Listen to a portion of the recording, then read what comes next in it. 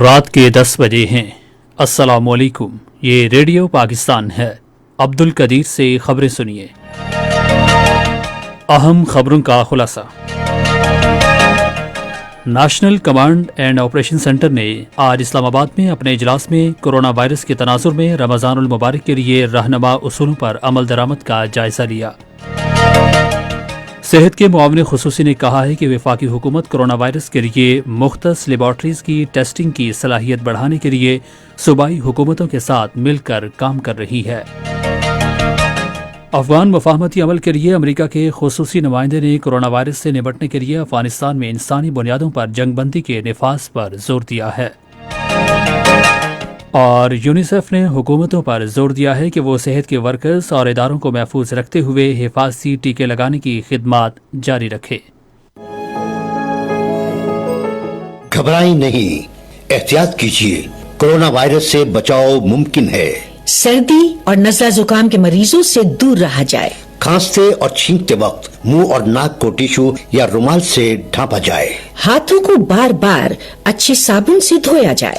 استعمال کے بعد ٹیشو کو مناسب طریقے سے ضائع کیا جائے تو کورونا وائرس کو پھیلنے سے روکا جا سکتا ہے۔ مزید معلومات کے لیے نیشنل ڈیزاسٹر مینجمنٹ اتھارٹی 111-157-157 اور صحت تحفظ ہیلپ لائن 1166 پر رابطہ کریں۔ اور اب خبریں تفصیل کے ساتھ۔ آج اسلام آباد میں national command and operation centre کے اجلاس میں کورونا وائرس کے تناظر میں رمضان المبارک کے حوالے سے رہنما اصولوں، چھوٹے اور درمیانے درجے کے کاروبار کے لیے پیکج، صحت کی صورتحال اور اعداد و شمار مرتب کرنے کے لیے امور کا جائزہ لیا گیا۔ منصوبہ بندی و ترقی کے وزیر اسد عمر نے اجلاس کی صدارت کی۔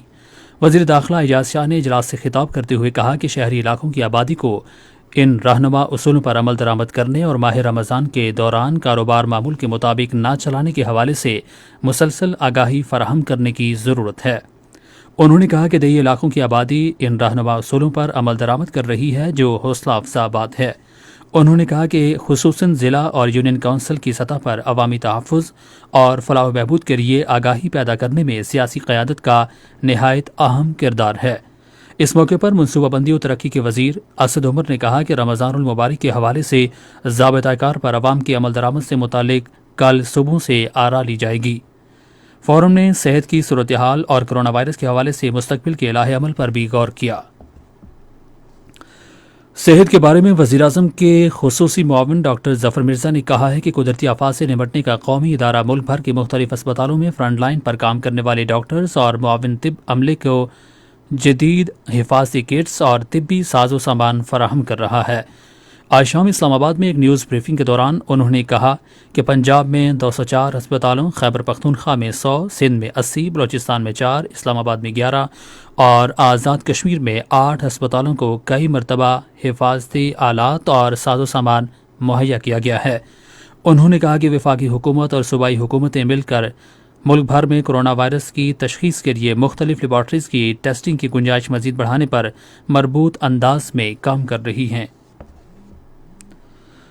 توانائی کے وزیر عمر ایوب نے کہا ہے کہ پاکستان کورونا وائرس کی وجہ سے پیدا ہونے والے مسائل پر قابو پانے کے لیے چینی فوج اور صحت کے ماہرین کے تجربات سے سیکھ رہا ہے۔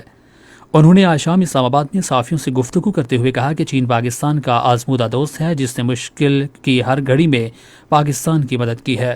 وزیر توانائی نے کورونا وائرس کے خلاف جنگ جیتنے کے لیے تمام متعلقہ فریقین کی جانب سے مشترکہ کوششوں کی ضرورت پر زور دیا۔ امریکہ کے خصوصی نمائندے زلمے خلیلزاد نے افغانستان میں انسانی بنیادوں پر جنگ بندی پر عمل درآمد کا مطالبہ کیا ہے کیونکہ ملک کو کورونا وائرس کے بدترین بحران سے نمٹنے کی کوشش کر رہا ہے۔ اپنے کئی ٹویٹ پیغام میں انہوں نے کہا کہ تمام فریقوں کو مشترکہ دشمن کورونا وائرس سے نمٹنے پر توجہ مرکوز رکھنی چاہیے۔ انہوں نے کہا کہ افغان عوام اور ملک کی بہتری کا دار و مدار اس بات پر ہے کہ تمام فریق اپنی مکمل توانائیاں کورونا وائرس کی عالمی وبا سے نمٹنے پر صرف کریں۔ اطلاعات و نشریات کی معاون خصوصی ڈاکٹر فردوس عائشہ کوان نے واضح طور پر کہا ہے کہ آٹے اور چینی بحران کی فرانسک رپورٹ منظر عام پر لائی جائے گی۔ آج سیالکوٹ میں ایک نیوز کانفرنس سے خطاب کرتے ہوئے انہوں نے کہا کہ عوام کو اس بحران کے پس پردہ تمام حقائق سے آگاہ کیا جائے گا۔ سماجی تحفظ اور غربت کے خاتمے کے بارے میں وزیر اعظم کی معاون خصوصی ڈاکٹر ثانیہ نشتر نے کہا ہے کہ احساس ایمرجنسی کیش پروگرام کے تیسرے مرحلے کی ادائیگی کا عمل اگلے ہفتے سے شروع ہوگا۔ انہوں نے ایک ٹویٹ میں کہا کہ پروگرام میں شفافیت لانے کے لیے احساس ایمرجنسی کیش انفارمیشن پورٹل شروع کیا گیا ہے۔